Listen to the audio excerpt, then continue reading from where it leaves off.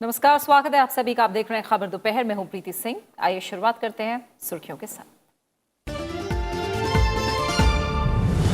प्रधानमंत्री नरेंद्र मोदी ने लगातार दूसरी बार संभाली देश की कमान। केंद्रीय मंत्रिमंडल का बंटवारा। राजनाथ सिंह बने रक्षा मंत्री। अमित शाह को मिला गृह मंत्रालय। नितिन गडकरी को परिवहन मंत्रालय का जिम्मा।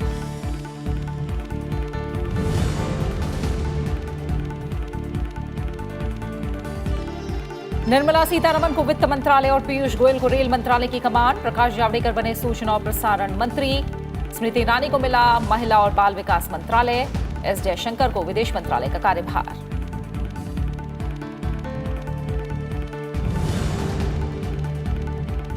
केंद्रीय मंत्रिमंडल के शपथ ग्रहण के बाद उपराष्ट्रपति ने प्रधानमंत्री नरेंद्र मोदी और केंद्रीय मंत्रिपरिषद को दी शुभकामनाएं। समावेशी, चौतरफा और तेज रफ्तार से विकास की जताई उम्मीद। प्रधानमंत्री ने कहा, नई टीम युवा, ऊर्जा और प्रशासनिक अनुभव का मेल। देश की प्रगति के लिए करेंगे काम। पूर्व केंद्रीय मंत्री अरुण जेटली और सुषमा स्वराज ने भी दी शुभकामनाएं।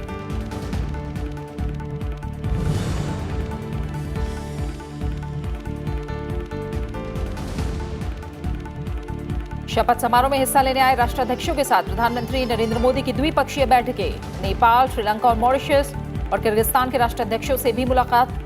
आर्थिक सहयोग बढ़ाने के तरीकों पर चर्चा। बिम्स्टेक समूह के नेताओं के साथ द्विपक्षीय वार्ता।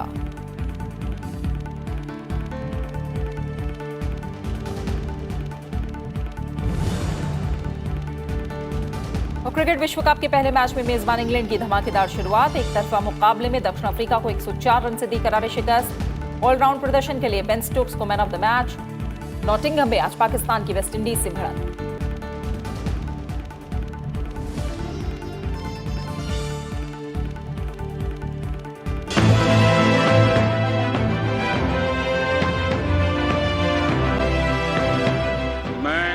नरेंद्र दामोदर दास मोदी ईश्वर की शपथ लेता हूं।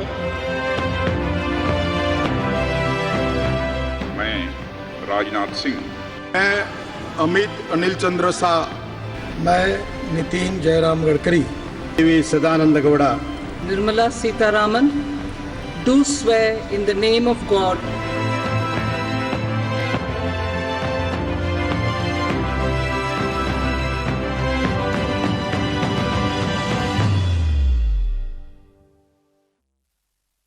मोदी सरकार में नए मंत्रियों के विभागों का आवंटन कर दिया गया है। प्रधानमंत्री नरेंद्र मोदी ने विभागों का आवंटन कर दिया है।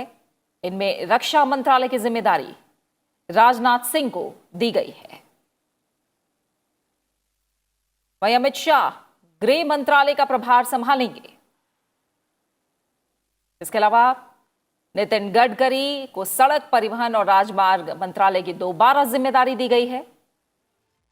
साथ ही डीवी सदानंद गौड़ा रसायन और उर्वरक मंत्री बनाए गए हैं। और इस बार निर्मला सीतारमण को वित्त मंत्रालय का प्रभार दिया गया है।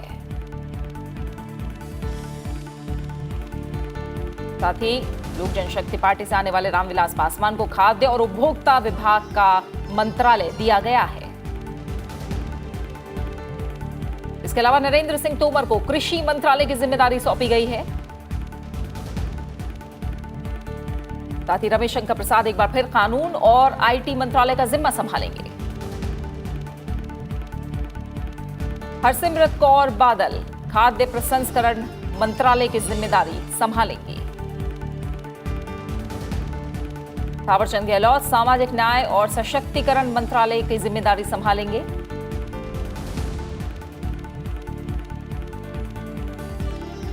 और मंत्रिमंडल में शामिल नया चेहरा एस जयशंकर का, जिन्हें विदेश मंत्रालय का प्रभार दिया गया है। रमेश पोखरियाल निशंक को मानव संसाधन विकास मंत्रालय की जिम्मेदारी दी गई है। साथ ही अर्जुन मुंडा आदिवासी मामलों के मंत्री बनाए गए हैं। वहीं स्मृति ईरानी को इस बार महिला और बाल विकास मंत्रालय का जिम्मा दिया गया है।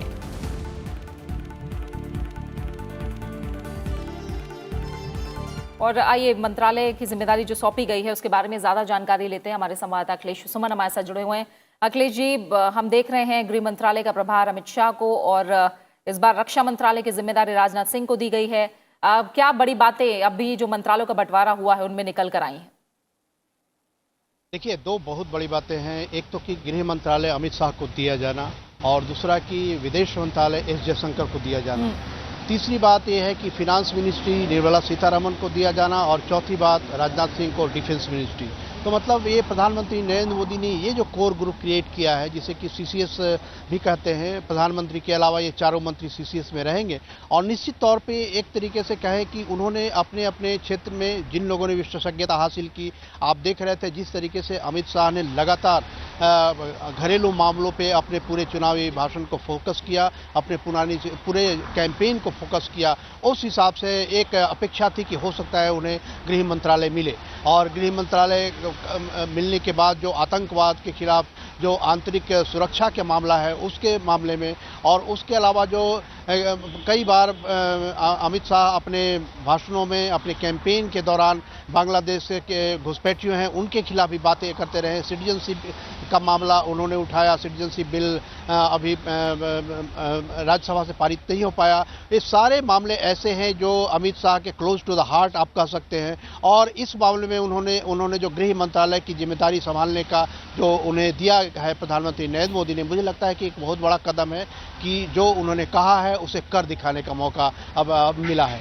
दूसरी तरफ जो एस जयशंकर है, आप जानते हैं कि पुराने डिप्लोमेट, एक तरीके से सीजन डिप्लोमेट जो फॉरेन सेक्रेटरी रहे और जिन्होंने अमेरिका में, जिन्होंने चीन में हमारे भारत के एम्बेसडर के रूप में सेवा दी। रूस के साथ उनके संबंध काफ़ी अच्छे हैं और उस तरीके से उन्होंने पूरे विदेश मंत्रालय की जिम्मेदारी फॉरेन सेक्रेटरी के रूप में संभाली है। तो यह एक रोबस्ट एक कहें कि आदमी, हालांकि वो पॉलिटिशियन नहीं है, लेकिन उन्हें राज्यसभा के रूट के थ्रू लाया जाएगा, उन्हें राज्यसभा की सदस्यता दी जाएगी। और इस रूप में उन्होंने एक कहे कि एक संदेश देने का काम किया है पूरी दुनिया को कि एक जो डिप्लोमेट हमारा रहा है जिसने कि फॉरेन अफेयर्स में विशेषज्ञता हासिल की, उसे विदेश मंत्रालय की कमान संभालना आमतौर पर होता जा रहा है। पूरे भारतीय मंत्रिमंडल में पूरे इतिहास को देखें कि कई बार ऐसा होता रहा है कि जिस तरह के में विशेषज्ञता हासिल जिसने की है उसको वो मंत्रालय नहीं देकर कोई अन्य मंत्रालय दिया गया है। लेकिन यहाँ प्रधानमंत्री ने खास तौर पर गृह और एक्सटर्नल अफेयर्स के मामले में यह दिखाने की कोशिश की है कि हमारा गृह मंत्रालय भी एक ऐसे व्यक्ति को दिया जा रहा है जिन्होंने घरेलू मामलों में अपने पूरा ध्यान केंद्रित किया। बीजेपी के अध्यक्ष के रूप में उन्होंने पूरे देश को समझने की कोशिश की और उसी हिसाब से उन्होंने पूरे कैंपेन को संचालित किया, पूरे ऑर्गेनाइजेशन को मजबूत बनाया और उस मामले में अमित शाह के सामने एक प्रूव करने का मौका है। उसी तरह से जो निर्मला सीतारमण है, वो अपने पुराने स्टिंट में वो कॉमर्स एंड इंडस्ट्री मिनिस्टर भी रही हैं। एक कहा जाता है कि कॉमर्स एंड इंडस्ट्री मिनिस्ट्री में रहकर उन्होंने जो कॉमर्स एंड इंडस्ट्री की जो पुरानी लॉबी थी, जो कहा जाए कि जिसे चंगुल में ले लिया था वो पूरे मंत्रालय को, उसे तोड़ने का उन्होंने काम किया और अब उन्होंने फिनांस और कॉर्पोरेट अफेयर्स मिला है। मुझे लगता है कि उनके सामने भी एक प्रूव करने का मौका है कि वो किस तरीके से फिनांस को संचालित करें, ताकि एक जो फिनेंशियल ग्लट है, जब भी कहें कि पूरी दुनिया में एक तरीके से कहें कि एक ग्लट है फिनेंशियल मार्केट में, और भारत में भी फिनांस को कैसे मैनेज करना है ताकि अनएम्प्लॉयमेंट की जो बड़ी समस्या है, अनएम्प्लॉयमेंट की समस्या को दूर किया जाए। उसके अलावा घरेलू निवेश को बढ़ावा दिया जाए, विदेशी निवेश के माध्यम से किस तरीके से देश में एम्प्लॉयमेंट अपॉर्चुनिटी बढ़ सकती है वह उनके सामने है, और किस तरह से कॉर्पोरेट अफेयर्स को संचालित किया जाए ताकि कॉर्पोरेट अफेयर्स सिर्फ कुछ खास लोगों के हाथ में नहीं रहता। जो आप कह रहे हैं उसमें एक बात अगर हम जोड़ें, जो आप कह रहे हैं निर्मला सीतारमण पहली महिला रक्षा मंत्री और अब पहली महिला वित्त मंत्री। बिल्कुल बिल्कुल। तो एक तरीके से कहे कि जो एम्पावरमेंट ऑफ वीमेन की बात आप जानते हैं कि प्रधानमंत्री नरेंद्र मोदी ने पिछले स्टिंट में भी सुषमा स्वराज को एक विदेश मंत्रालय देकर यह प्रूव किया कि ऐसा कोई नहीं, ये विभाग जो कि पुरुषों का वर्चस्व है। उसी तरह से फिनांस और कॉर्पोरेट अफेयर्स को भी यह माना जाता रहा कि वो पुरुषों का वर्चस्व क्षेत्र रहा है, महिलाएं उसमें ज़्यादा आगे नहीं है, लेकिन इस बार उन्होंने यह प्रूव करने की कोशिश की है कि महिलाओं के लिए भी कोई ऐसी जगह नहीं है जो बैंड है, वह पॉलिटिक्स में हो या प्रशासन में हो। तो इसी हिसाब से उन्होंने, मुझे लगता है कि निर्मला सीतारमण, जो कि उनके टेस्टेड कहें कि मिनिस्ट्री में पिछले समय भी रही हैं, और इस रूप में उन्होंने निर्मला सीतारमण को नई जिम्मेदारी दी है। वीमेन के रूप में आप प्रूव करिए, और वीमेन के रूप में मुझे लगता है कि निर्मला सीतारमण को उन्होंने भरोसा जताया है कि वे फिनांस मिनिस्ट्री में भी जिस तरीके से प्रधानमंत्री नरेंद्र मोदी सोचते हैं कि इस बार जो कई तरह के डिस्ट्रेस हैं, जैसे बोलते हैं कि फार्मर्स डिस्ट्रेस है, रूरल डिस्ट्रेस है, ये सारी चीज़ें फिनांस मिनिस्ट्री से कहीं ना कहीं से जुड़ी हुई हैं। तो निर्मला सीतारमण के पास ये मौका रहेगा कि वो फिनेंशियल मैनेजमेंट को किस तरीके से जनता के जो उद्देश्य हैं, जनता के जो हित हैं, उनसे जोड़ने का काम करें। वो इसीलिए उन्हें, मुझे लगता है कि विश्वास किया गया है कि वो फिनांस मिनिस्ट्री को संचालित करें। हाँ, और अखिलेश, क्या आप अभी बता पाएंगे कि प्रधानमंत्री ने अपने पास कौन कौन से मंत्रालय का जिम्मा रखा है? हालांकि जो किसी को आवंटित नहीं होते हैं उसकी जिम्मेदारी जरूर प्रधानमंत्री के पास रहती है, लेकिन क्या इसकी डिटेल भी आपके पास है? और साथ ही कृषि की अगर बात करें, मेरे पास प्रधानमंत्री के डिटेल हैं निश्चित तौर पे। एक मिनट मुझे टाइम दीजिए जी। जो हमारे पास जानकारी है कि प्रधानमंत्री के पद के साथ साथ कार्मिक, जन शिकायत और पेंशन मंत्रालय उन्होंने अपने पास रखा है। परमाणु ऊर्जा का मंत्रालय भी उनके पास रहेगा। हाँ, डिपार्टमेंट ऑफ स्पेस है, और सारे, हाँ, डिपार्टमेंट ऑफ स्पेस है, सारे पॉलिसी इशूज हैं, और निश्चित तौर पे ये सारे मंत्रालय एक्चुअली पुराने समय से ही प्रधानमंत्री ने अपने पास रखे थे, पिछले स्टिंट में भी और इस स्टिंट में भी उन्होंने रखा है। एग्रीकल्चर मंत्रालय उन्होंने नरेंद्र सिंह तोमर को दिया है, और उन्हें रूरल डेवलपमेंट और पंचायती राज मंत्रालय भी दिया है। तो ये नरेंद्र सिंह तोमर भी काफ़ी ट्रस्टेड रहे हैं उनके मंत्री पिछले स्टिंट में भी। और आप देख रहे थे कि बीच में जब सरकार चुनाव के नतीजे आए तो उस समय नरेंद्र सिंह तोमर ने ही कई बार ब्रीफिंग की। तो आप समझ सकते हैं कि प्रधानमंत्री नरेंद्र मोदी जो पुराने हमारे कृषि मंत्री थे राधा मोहन सिंह, उनकी जगह पे उन्होंने नरेंद्र सिंह तोमर को चुना है। दोनों ही ग्रामीण पृष्ठभूमि से आते हैं, बीजेपी के भी काफ़ी पुराने वो रहे हैं, कार्यकर्ता रहे हैं, काफ़ी नीचे से उठकर आगे बढ़े हैं। तो इस मामले में कृषि मंत्रालय को भी उन्होंने एक नई ऊर्जा दी है कि नए तरीके से कृषि के बारे में सोचा जाए, क्योंकि कृषि एक चुनौतीपूर्ण ऐसा इलाका रहा है भारत में लंबे समय से। आज की बात नहीं है, सिर्फ पिछले 5 साल की बात नहीं है। कृषि हमेशा इस रूप में रहा है कि किसी ने ही दूसरे सेक्टर को एक तरह के कहें। अखिलेश, और देखना होगा कि नरेंद्र सिंह तोमर अब किस तरह से जिम्मेदारी संभालते। एक छोटा सा रिएक्शन, 5 बजे कैबिनेट की बैठक भी होनी है, अब मंत्रालय का बंटवारा हो गया है, क्या आज की बैठक में ही कुछ फैसलों की उम्मीद की जाए, पहली बैठक में ही? देखिए, निश्चित तौर पे इस पहली जो बैठक होती है वो पहली बैठक प्रधानमंत्री इस रूप में लेते हैं कि उन्हें अपना एक विजन अपने मंत्रियों को देना होता है कि वे प्रधानमंत्री की ये टीम मानी जाती है। टीम प्रधानमंत्री के एडवाइस पे राष्ट्रपति इसकी घोषणा करते हैं। तो यह टीम प्रधानमंत्री की है जिन्हें उन्होंने चुना है कि ये उनके लिए उनके विजन के अनुसार काम करेंगे। तो इस बैठक में मुझे लगता है कि प्रधानमंत्री अपने विजन को रखेंगे कि अगला क्या एजेंडा सरकार का रहेगा। और जिस तरीके से एक परंपरा है कि पिछले 100 दिन का एजेंडा, और इस बार एक नया सोचा गया है कि 2022 तक का एजेंडा क्या होगा, 1000 दिन का एजेंडा। तो इस एजेंडे के बारे में एक तात्कालिक एजेंडा, एक दीर्घकालिक एजेंडा रखने की बात है। और मुझे लगता है कि प्रधानमंत्री इस बैठक में एक विजन देंगे और इस विजन के मुताबिक एक निर्णय कुछ लिए जाएंगे। और निर्णय खास तौर पे एक फार्म सेक्टर के बारे में एक निर्णय लिए जाने संभव हो सकता है, एक एम्प्लॉयमेंट सेक्टर के बारे में निर्णय की घोषणा हो सकती है, और एक दूसरा मुझे लगता है कि एक आम तौर पे एक अंतर्राष्ट्रीय संबंधों के बारे में कुछ घोषणाएं हो सकती है कि 3 बड़े जो क्षेत्र हैं, इन 3 बड़े क्षेत्रों के बारे में कुछ निर्णय लिए जा सकते हैं। प्रीति, बिल्कुल, बहुत बहुत शुक्रिया अखिलेश हमारे साथ जुड़ने के लिए और ये तमाम जानकारी फिलहाल हम तक पहुंचाने के लिए, हमारे साथ साझा करने के लिए आपका बहुत बहुत शुक्रिया। और मंत्रालयों का आवंटन अब हो गया है। इससे पहले कल प्रधानमंत्री नरेंद्र मोदी ने लगातार दूसरी बार देश की कमान संभाली। राष्ट्रपति भवन में हुए समारोह में राष्ट्रपति रामनाथ कोविंद ने उन्हें पद और गोपनीयता की शपथ दिलाई। और प्रधानमंत्री के साथ कुल 24 कैबिनेट मंत्रियों, 9 राज्य मंत्रियों स्वतंत्र प्रभार के साथ और 24 राज्य मंत्रियों ने भी शपथ ली। बीजेपी अध्यक्ष अमित शाह और पूर्व विदेश सचिव एस जयशंकर समेत 1/3 नए चेहरे केंद्रीय मंत्रिपरिषद में शामिल किए गए हैं।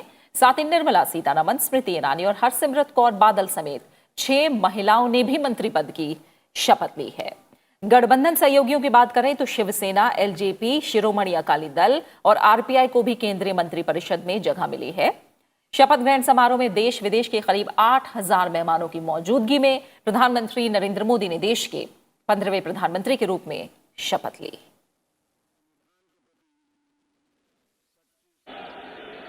मैं नरेंद्र दामोदर दास मोदी ईश्वर की शपथ लेता हूं कि मैं विधि द्वारा स्थापित भारत के संविधान के प्रति सच्ची श्रद्धा और निष्ठा रखूंगा।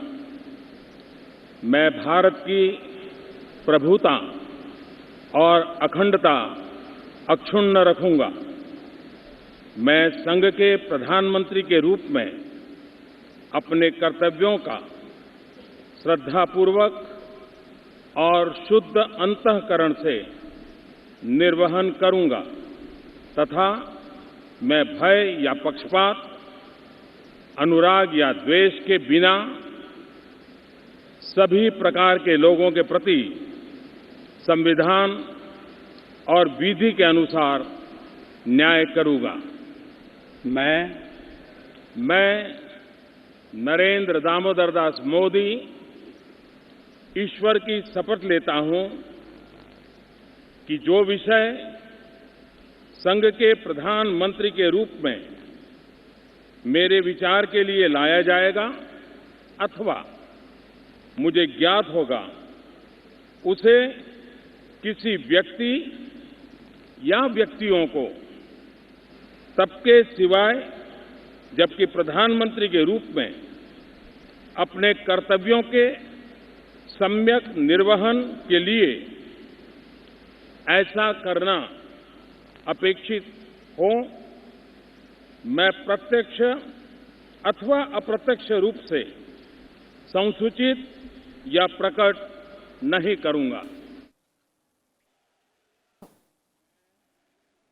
राष्ट्रीय स्वयंसेवक संघ के प्रचारक से लेकर केंद्र की राजनीति में आने वाले नरेंद्र दामोदर दास मोदी ने हर मैदान में सफलता हासिल की। कल उन्होंने प्रधानमंत्री के तौर पर न केवल अपनी दूसरी पारी का आगाज किया, बल्कि पंडित जवाहरलाल नेहरू और इंदिरा गांधी के बाद पूर्ण बहुमत के साथ लगातार दूसरी बार सत्ता के शिखर पर पहुंचने वाले तीसरे प्रधानमंत्री बन गए।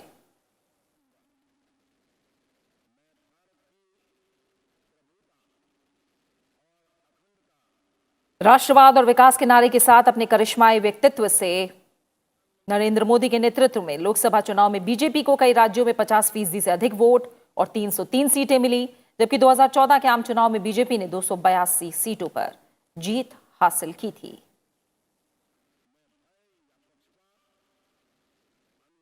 राष्ट्रीय राजधानी दिल्ली के चांदनी चौक से जीतकर आए हर्षवर्धन को केंद्रीय मंत्रिमंडल में फिर शामिल किया गया है। उनसे बात की राज्यसभा टीवी संवाददाता अनु दीवान ने। कितनी बड़ी अपॉर्चुनिटी मान रहे हैं कि मोदी सरकार 2 में मंत्रिमंडल में शामिल होना? नहीं, देखिए, निश्चित रूप से प्रधानमंत्री जी ने मुझे ये सौभाग्य दिया है, तो निश्चित रूप से मोदी जी के साथ काम करना एक सौभाग्य की बात है। 14 में ये सौभाग्य मिला, 5 साल काम करने का मौका मिला, बड़े मंत्रालयों में काम करने का मौका मिला। अब फिर से क्षेत्र की जनता ने आशीर्वाद दिया और अभी मोदी जी ने आशीर्वाद दिया। सर, 2014 में आपने पहले हेल्थ मिनिस्ट्री संभाली, फिर उसके बाद एनवायरनमेंट, अर्थ साइंसेस, तमाम बड़े बड़े मंत्रालय संभाले। इस बार आपको क्या उम्मीद है? नहीं, कोई मुझे इस बारे में ना तो मैंने कुछ सोचा। मुझे जो भी जिम्मेदारी प्रधानमंत्री जी देंगे उस जिम्मेदारी पे उसी समय से लग जाएंगे उस पर काम करने के लिए। सर, मोदी सरकार 2 ने 100 दिन का एजेंडा बनाया है, किस तरह से उस एजेंडे के ऊपर काम करेंगे? जैसे पहले करते रहे। पहले 5 साल भी बहुत गहराई से सरकार ने काम किया है मोदी जी के नेतृत्व में। अब मोदी जी जो है, उनके मन में बहुत उत्सुकता है कि 2022 तक वो नया भारत डिलीवर करना चाहते हैं। वो एक दिन भी वेस्ट नहीं करना चाहते। 3 महीने पहले से वो तो कैबिनेट मीटिंग में ये चर्चा करते थे, पहले 100 दिन में क्या करना है, 5 साल में क्या करना है, बजट में क्या लाना है, कैसे लोगों के जीवन में बेहतरी लानी है, कैसे जो ज़मीन पर योजनाओं को इम्प्लीमेंट किया गया उनको अब उसका लाभ एक एक व्यक्ति तक पहुंचाना है जो बच्चे हैं। तो वो सारा काम बहुत एग्रेसिवली 100 दिन में शुरू होगा। बहुत शुक्रिया हमसे बात करने के लिए। तो ये थे हमारे साथ केंद्रीय मंत्री doctor Harshvardhan. Camera person Dilip के साथ अनु दीवान, राज्यसभा टीवी, दिल्ली। वहीं शिवसेना के दक्षिण मुंबई से सांसद अरविंद सावंत ने कल केंद्रीय मंत्री के रूप में शपथ ली। अरविंद सावंत ने कहा है कि देश का विकास सबका साथ और सबका विश्वास लेकर जनता के लिए काम करेंगे। हमारे संवाददाता रविंद्र सिंह शोरान ने अरविंद सावंत से खास बात की। अरविंद जी, हम लंबे समय से आपको फॉलो करते हैं, मिलते रहते हैं। आप कर्मचारी रहे, कर्मचारियों के नेता भी बड़े, पूरे देश भर के कर्मचारियों को आपने अध्यक्षता किया, फिर आप सांसद हो गए। तो ये सफर लंबा है, संघर्ष भरा है। उम्मीद थी कि कभी मंत्री बनेंगे ऐसे? नहीं, उम्मीदवारी हम सपने वो देखते नहीं कभी। हम कार्यकर्ता थे, शिवसैनिक थे, उसी तरह से काम करते रहना। आदरणीय वंदनीय शिवसेना प्रमुख ने जो सामाजिक नीति का संस्कार किया था, समाज सेवा का संस्कार किया था, वो अखंड रूप से हम करते आए हैं, वो करते रहना। उसमें अगर कभी अधिकार की बात आती है, भाई सामाजिक सेवा करते समय भी अगर अधिकार आपके हाथ में है तो और अच्छी सेवा से कर सकते हो, तो वो उनके ध्यान में था और उसके लिए उनके आशीर्वाद से ही तो इधर तक पहुंचा हूं। मैं विधायक रहा हूं, मैं सांसद रहा हूं, सारी चीजें उस आशीर्वाद से तो यहाँ तक आए। सर, आपकी जो लगता हो कि एजेंडा के मंत्री बनने पर ये कुछ एक प्राथमिकताएं हैं जो पहले किया जाएंगी? प्राथमिकता क्या, अभी देश का मंत्री बना हूं तो देश की अखंडता, एकता, विकास, सबका साथ और सबसे बड़ी बात प्रधानमंत्री जी ने जो किया अभी, सबका विश्वास, सभी को लेके जाना है। और वो काम सिर्फ चुनाव क्षेत्र का नहीं है, अभी पूरा देश मेरा चुनाव क्षेत्र है, तो उसको सोचकर काम करना और करता रहूंगा। चलिए सर, हमारी शुभकामनाएं। वक्त देने के लिए धन्यवाद। ये थे अरविंद सावंत, केंद्रीय मंत्री, जिनका कहना है कि पूरा देश अब उनके लिए जिम्मेदारी है और वो इसका निर्वहन नरेंद्र मोदी के नेतृत्व में बखूबी करने का प्रयास करेंगे। दिल्ली से कैमरामैन प्रशांतों के साथ रविंद्र सिंह शोरान, राज्यसभा टीवी। और नरेंद्र मोदी मंत्रिमंडल में शामिल केंद्रीय मंत्री प्रहलाद पटेल से भी राज्यसभा टीवी ने खास बातचीत की। पर्यटन और संस्कृति की जिन्हें इस बार कमान मिली है, मंत्रालय मिला है, प्रहलाद सिंह पटेल जी मध्य प्रदेश से आते हैं। सर, सबसे पहले तो राज्यसभा टीवी की तरफ से शुभकामनाएं। जी धन्यवाद आपका। सर, पर्यटन और संस्कृति, सरकार का बेहद जोर है पर्यटन और संस्कृति पर। टूरिज्म सर्किट बनाए गए पिछले कार्यकाल के दौरान। आपको इस बार कमान सौंपी गई है, क्या प्राथमिकताएं होंगी? जो गति पिछली सरकार से बनी है उसको गति को और आगे बढ़ाना, ये मोदी सरकार का संकल्प है। जो लक्ष्य दिया गया है वो लक्ष्य समय पर और समय के पहले पूरा हो, ये इस मोदी सरकार की पहचान है। और इसलिए उन बातों को पूरा करना, विभाग अभी मुझे घोषित हुआ है, एक बार विभाग को देखूंगा, योजनाओं के हालचाल को समझूंगा, उसके बाद फिर मैं आपसे बात करूंगा। जी अच्छा, एक और क्योंकि पिछले सरकार के दौरान हमने देखा कि कई योजनाएं जो समय से पहले पूरी हुई, आपने कहा, लेकिन आपको इस बार पहली बार मंत्रिमंडल में, केंद्रीय मंत्रिमंडल में शामिल होने का मौका मिला है। कैसा लग रहा है? काफ़ी वरिष्ठ आप सांसद हैं, कई बार चुनाव जीत कर आ चुके हैं। किस तरीके का आपका नया दायित्व लेने पर आपको कैसा लग रहा है? देखिए, मैं सौभाग्यशाली समझता हूं कि एक ऐसे यशस्वी प्रधानमंत्री के नेतृत्व में काम करने का मौका मिला है। वो मेरे नेता हैं, इसमें कोई दो मत नहीं। वो पार्टी के वरिष्ठ नेता हैं, इसमें कोई दो मत नहीं। वो देश के प्रधानमंत्री हैं, इसमें कोई दो मत नहीं। लेकिन वो दुनिया में ऐसी साख रखने वाले नेता हैं जिनका दुनिया लोहा मानती है। उनके नेतृत्व में सरकार में काम करना ये सौभाग्य की बात है। उन्हें जो जिम्मेदारी दी है और उनकी जो एनर्जी है, उनके काम करने का जो तरीका है, उसे सीखने भी मिलेगा और ऊर्जा भी मिलेगी और हम किसी भी परिस्थिति को का सामना करते हुए अपने लक्ष्य को प्राप्त करेंगे। उपराष्ट्रपति एम वेंकैया नायडू ने नरेंद्र मोदी को दूसरी बार देश का प्रधानमंत्री का पद ग्रहण करने पर शुभकामनाएं दी हैं। उन्होंने ट्वीट किया कि प्रधानमंत्री के नेतृत्व में भारत तीव्रतर, समन्वेशी, चतुर्दिक विकास करेगा और विश्व समुदाय में अपनी प्रतिष्ठा में और वृद्धि करेगा। उपराष्ट्रपति ने मंत्रिपरिषद में उनके सहयोगियों को भी शुभकामनाएं दी। प्रधानमंत्री नरेंद्र मोदी ने शपथ लेने के बाद ट्वीट करके शपथ लेने वाले सभी मंत्रियों को बधाई दी। उन्होंने लिखा कि ये टीम ऊर्जा से भरी युवाओं और प्रशासनिक अनुभव रखने वालों का मिश्रण है। इसमें ऐसे लोग हैं जो सांसद के रूप में उभर कर आए हैं और ऐसे भी हैं जिनका पहले शानदार पेशेवर करियर रहा है। केंद्रीय मंत्री अमित शाह ने खुद पर विश्वास जताने के लिए प्रधानमंत्री नरेंद्र मोदी के प्रति आभार जताया और दूसरी बार प्रधानमंत्री के रूप में शपथ लेने के लिए उन्हें बधाई दी। अमित शाह ने मंत्रिपरिषद के सहयोगियों को भी बधाई दी। उन्होंने ट्वीट किया कि हम प्रधानमंत्री नरेंद्र मोदी के नेतृत्व में एक मजबूत और समृद्ध न्यू इंडिया बनाने की प्रतिज्ञा को आगे बढ़ाने के लिए कड़ी मेहनत करेंगे। पूर्व केंद्रीय मंत्री और बीजेपी के वरिष्ठ नेता अरुण जेटली ने भारत के प्रधानमंत्री के रूप में दूसरी बार शपथ लेने पर नरेंद्र मोदी को बधाई दी। उन्होंने केंद्रीय मंत्रिपरिषद में शामिल सभी सदस्यों को शुभकामनाएं दी। अरुण जेटली ने ट्वीट किया कि प्रधानमंत्री नरेंद्र मोदी के नेतृत्व में भारत प्रगति के पथ पर तेजी से आगे बढ़ रहा है। पूर्व केंद्रीय मंत्री सुषमा स्वराज ने ट्वीट किया कि प्रधानमंत्री ने 5 वर्षों तक मुझे विदेश मंत्री के तौर पर देशवासियों और प्रवासी भारतीयों की सेवा करने का मौका दिया और पूरे कार्यकाल में व्यक्तिगत तौर पर भी बहुत सम्मान दिया। मैं आपके प्रति बहुत आभारी हूं। हमारी सरकार बहुत यशस्विता से चले, प्रभु से मेरी यही प्रार्थना है। कांग्रेस पार्टी ने ट्वीट करके प्रधानमंत्री नरेंद्र मोदी और उनकी नई कैबिनेट के मंत्रियों को बधाई दी है और कहा कि वो भारत और उसके नागरिकों की प्रगति और विकास के लिए साथ मिलकर काम करने को तैयार हैं।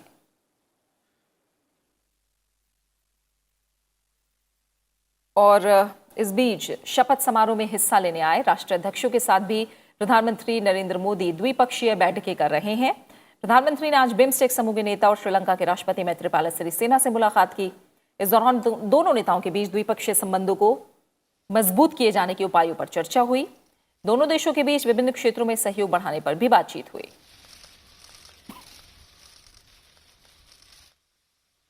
प्रधानमंत्री नरेंद्र मोदी ने मॉरिशस के प्रधानमंत्री प्रविंद्र कुमार जगन्नाथ के साथ भी द्विपक्षीय वार्ता की। इस दौरान विकास के मामले में सहयोग बढ़ाने समेत कई द्विपक्षीय मसलों पर विस्तार से चर्चा हुई है।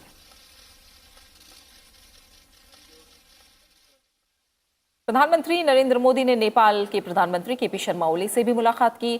दोनों नेताओं ने आपसी संबंधों की मजबूती पर जोर दिया है। साथ ही भूटान के प्रधानमंत्री डॉक्टर लोटे शेरिंग से भी दिल्ली के हैदराबाद हाउस में प्रधानमंत्री नरेंद्र मोदी ने मुलाकात की। इससे पहले प्रधानमंत्री नरेंद्र मोदी ने कल किर्गिज गणराज्य के राष्ट्रपति सोरबे जेवेकोव के साथ द्विपक्षीय बैठक की थी। दोनों नेताओं ने द्विपक्षीय संबंधों को आगे बढ़ाने पर बातचीत की और आर्थिक सहयोग बढ़ाने के तरीकों पर चर्चा की। बैठक के बाद प्रधानमंत्री ने ट्वीट करके कहा कि हमारी बातचीत से द्विपक्षीय रिश्तों के सभी पहलुओं पर विस्तार से चर्चा हुई है और दोनों देशों के बीच आने वाले समय में आर्थिक और सामाजिक सहयोग बढ़ाने और रिश्तों को और घनिष्ठ करने के उपायों पर चर्चा हुई।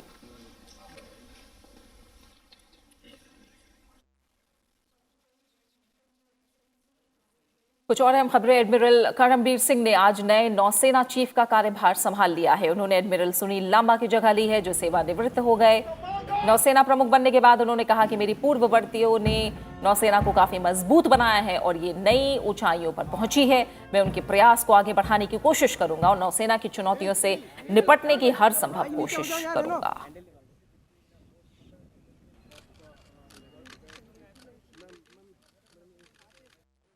और अब बात करेंगे क्रिकेट विश्व कप की।